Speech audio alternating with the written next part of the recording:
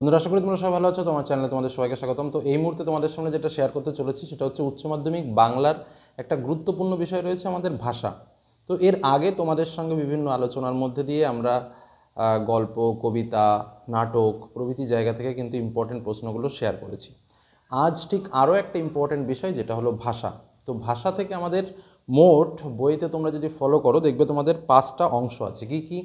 ভাষাবিজ্ঞান ও তার শাখা প্রশাখা, ধ্বনিতত্ত্ব, রূপতত্ত্ব, বাক্যতত্ত্ব এবং শব্দার্থ তত্ত্ব। মোট কটি বিষয় হলো? মোট 5টি বিষয়। তোমাদের পরীক্ষাতে 2টি বিষয় থেকে 2টো প্রশ্ন আসবে, তোমাদের একটা প্রশ্নের উত্তর করতে হবে।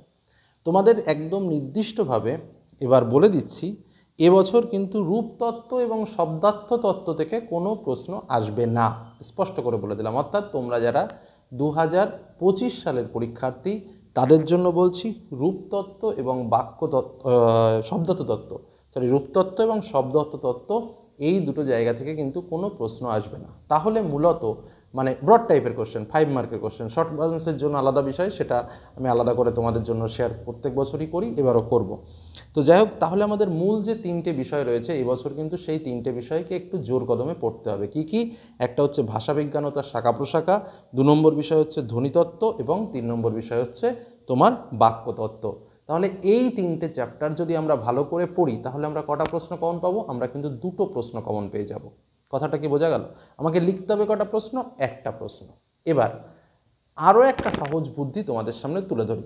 তাহলে আমি কটা বললাম? 3টে চ্যাপ্টার বললাম। এই 3টে চ্যাপ্টার থেকে 2টো প্রশ্ন আসবে, যে কোনো 2টো চ্যাপ্টার থেকে 2টো প্রশ্ন আসবে, তাই তো? আমাকে লিখতে হবে কটা প্রশ্ন? একটা প্রশ্ন। এবার আমি তোমাদের জন্য এই সাজেশনে 3টে চ্যাপ্টার থেকেই প্রশ্ন তুলে ধরছি, যে এই চ্যাপ্টার থেকে কী প্রশ্ন, এই চ্যাপ্টার থেকে কী প্রশ্ন, এই চ্যাপ্টার থেকে কী প্রশ্ন, ইম্পর্টেন্ট প্রত্যেক চ্যাপ্টার থেকে 3-4টে করে প্রশ্ন তুলে ধরছি।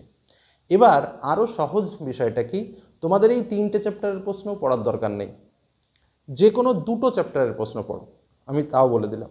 তার মধ্যে আমি তোমাদের আরও একটু সহজ করে দিচ্ছি। তোমাদের 3টে চ্যাপ্টার যেটা বললাম, ভাষাবিজ্ঞান ও তার শাখা প্রশাখা, ধ্বনিতত্ত্ব এবং বাক্যতত্ত্ব, এই 3টের মধ্যে আমি তোমাদের জন্য 3টে থেকে ইম্পর্টেন্ট প্রশ্ন তুলে ধরছি। যদি 3টের প্রশ্নগুলো পড়তে পারো সেটা তো খুবই বেটার।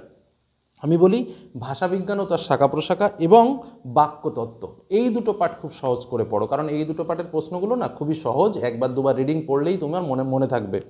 কিন্তু আর একটা যেটা পাঠ আছে ধ্বনিতত্ত্ব, যেখানে স্বনিম রয়েছে, বিভাজ্য ধ্বনিমূল, অবিভাজ্য ধ্বনিমূল, অনেকটা গ্রামাটিক্যাল, খুব ডেপথের বিষয়গুলো কিন্তু ধ্বনিতত্ত্বে রয়েছে।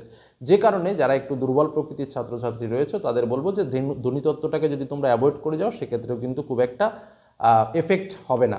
যে কারণে আমি তোমাদের জন্য একদম পরপর ভাষাবিজ্ঞান ও শাখা প্রশাখা, ধ্বনিতত্ত্ব এবং বাক্যতত্ত্ব, ভাষাতত্ত্ব থেকে তোমার 4টে প্রশ্ন, ধ্বনিতত্ত্ব থেকেও 4টে প্রশ্ন, আর বাক্যতত্ত্ব থেকে 3টে প্রশ্ন দিচ্ছি তোমাদের জন্য।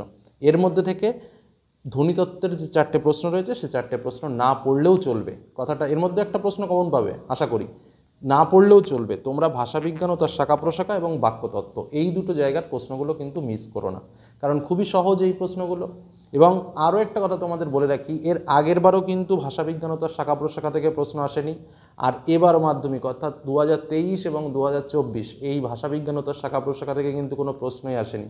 যে কারণে তোমরা 2025 সালে যারা পরীক্ষার্থী রয়েছে, একদম সাজেশনের মুখ্য টিপসটা বললাম, তাদের জন্য যে কথাটা বলবো, ভাষাবিজ্ঞান ও তার শাখা প্রশাখার প্রশ্ন কিন্তু একদম ঠুটস্থ করে যাবে।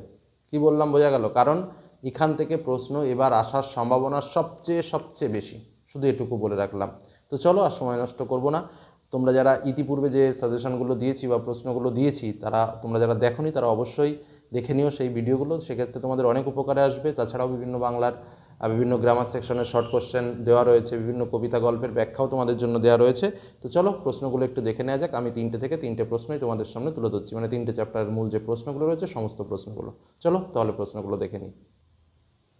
বন্ধুরা, তাহলে পরপর প্রশ্নগুলো দেখে নেওয়া যাক। যে বিষয়টা তোমাদের প্রথমেই বললাম যে আমাদের 5টা চ্যাপ্টার রয়েছে, কী কী চ্যাপ্টার আমরা আরও একবার একটু দেখে নিই। যেটা হচ্ছে ভাষাবিজ্ঞান ও তার শাখা প্রশাখা, ধ্বনিতত্ত্ব, রূপতত্ত্ব, বাক্যতত্ত্ব এবং শব্দতত্ত্ব। তোমাদের যেটা বললাম যে তৃতীয় অধ্যায় আমাদের যেটা রয়েছে রূপতত্ত্ব, এবং পঞ্চম অধ্যায় যেটা আমাদের রয়েছে শব্দতত্ত্ব, এই দুটো থেকে কিন্তু আমাদের 2025 সালে কোনো প্রশ্ন আসবে না। অর্থাৎ আমাদের যে মূল তিনটে বিষয় রয়েছে, অর্থাৎ ভাষাবিজ্ঞান, তার শাখা প্রশাখা, ধ্বনিতত্ত্ব এবং বাক্যতত্ত্ব, এই তিনটে পার্ট খুব ইম্পর্টেন্ট। এবং তার থেকেও বড় ইম্পর্টেন্ট হচ্ছে প্রথমটা, অর্থাৎ ভাষাবিজ্ঞান ও তার শাখা প্রশাখা। এর প্রশ্নগুলো অবশ্যই পড়বে এবং তার সঙ্গে বাক্যতত্ত্বও কিন্তু অবশ্যই পড়বে, কারণ ধ্বনিতত্ত্বটা ছাত্রছাত্রীদের কাছে একটু কঠিন লাগে। তবে আমি তোমাদের জন্য তিনটেরই প্রশ্ন শেয়ার করছি। স্বাভাবিকভাবে তোমাদের যেটা বললাম যে আমাদের তোমার 5 মার্কের প্রশ্ন আমাদের পরীক্ষাতে দুটো আসে, একটা প্রশ্নের উত্তর কিন্তু আমাদের করতে হয়। তো যাই হোক, এবছর তোমাদের যেটা আমি বললাম, তৃতীয় অধ্যায় রূপতত্ত্ব এবং পঞ্চম অধ্যায় শব্দতত্ত্ব থেকে প্রশ্ন আসার সম্ভাবনা নেই, ফলে সেখান থেকে কোনো প্রশ্ন তোমাদের সামনে তুলে ধরছি না। তো ভাষাবিজ্ঞান ও তার শাখা প্রশাখা, এখান থেকে কী কী প্রশ্ন মূল ইম্পর্টেন্ট রয়েছে সেটা সবার আগে দেখে নাও, কারণ এই প্রশ্নগুলো সবচেয়ে বেশি ইম্পর্টেন্ট। প্রথম প্রশ্ন, ভাষাবিজ্ঞান বলতে কী বোঝো? ভাষাবিজ্ঞানের স্বরূপ আলোচনা করো। দ্বিতীয় প্রশ্ন, ফলিত ভাষাবিজ্ঞানের শ্রেণীবিভাগ করে যে কোনো একটি ভাগ সম্পর্কে আলোচনা করো। এবার দেখো, এই প্রশ্নটা তো যেমন ইম্পর্টেন্ট, তো এর মধ্যে সমাজ ভাষাবিজ্ঞান দিতে পারে, স্নায়ু ভাষাবিজ্ঞান দিতে পারে, মনোভাষাবিজ্ঞান দিতে পারে, নৃভাষাবিজ্ঞান দিতে পারে এবং শৈলী ভাষাবিজ্ঞান দিতে পারে। এটা কিন্তু খুব খুব ইম্পর্টেন্ট। পরবর্তী প্রশ্ন, অভিধান বিজ্ঞান কাকে বলে, তা কত রকমের হতে পারে, সংক্ষেপে আলোচনা করো। এবং লাস্ট কোশ্চেন, তুলনামূলক বা ঐতিহাসিক বা বর্ণনামূলক ভাষাবিজ্ঞানের সংজ্ঞা ও বৈশিষ্ট্য। এই প্রশ্নটাও কিন্তু ভেরি ভেরি ইম্পর্টেন্ট, একদম পরিষ্কার বলছি। তুলনামূলক বা ঐতিহাসিক বা বর্ণনামূলক ভাষাবিজ্ঞানের সংজ্ঞা বৈশিষ্ট্য। আর একটা হচ্ছে এই যে 2 নম্বর যেটা প্রশ্ন বললাম, ফলিত ভাষাবিজ্ঞানের শ্রেণীভাগ করে যে কোনো একটি ভাগ সম্পর্কে আলোচনা। তো এই দুটো প্রশ্নের মধ্যে আশা করছি যে তোমরা পরীক্ষাতে একটা পাবে, তবুও 4টে প্রশ্ন দিয়েছি, 4টেই রেডি রাখবে। ধ্বনিতত্ত্ব, ছাত্রছাত্রীরা একটু ভয় পায়, কারণ বিষয়টা একটু জটিল, অনেক বোঝার বিষয় আছে। তবুও যদি যারা রেডি করতে পারবে তারা এই প্রশ্নগুলো রেডি করে রাখবে। প্রথম প্রশ্ন, স্বনিম বা ধ্বনিমূল বলতে কী বোঝো, তার বৈশিষ্ট্য লেখো। দ্বিতীয় প্রশ্ন, উদাহরণসহ ধ্বনিমূল এবং সহধ্বনির সম্পর্ক আলোচনা করো। তৃতীয় প্রশ্ন, বিভাজ্য ধ্বনিমূল ও অবিভাজ্য ধ্বনিমূলের মূল বৈশিষ্ট্য কী। পরবর্তী প্রশ্ন, গুচ্ছধ্বনি এবং যুক্তধ্বনি এর পরিচয় দাও। এবার আমরা আসবো বাক্যতত্ত্ব থেকে। প্রথম প্রশ্ন, গঠন অনুসারে বাক্যকে কয়টি ভাগে ভাগ করা যায়, কী কী, প্রত্যেক ভাগের সংজ্ঞা সহ উদাহরণ দাও। দ্বিতীয় প্রশ্ন, বাক্যের ভঙ্গিগত শ্রেণীভাগ করে প্রত্যেকটি সংজ্ঞা বৈশিষ্ট্য সহ উদাহরণ দাও। 3 নম্বর প্রশ্ন, বাক্যের অব্যবহিত উপাদান কী, এর স্বরূপ বিশ্লেষণ করো।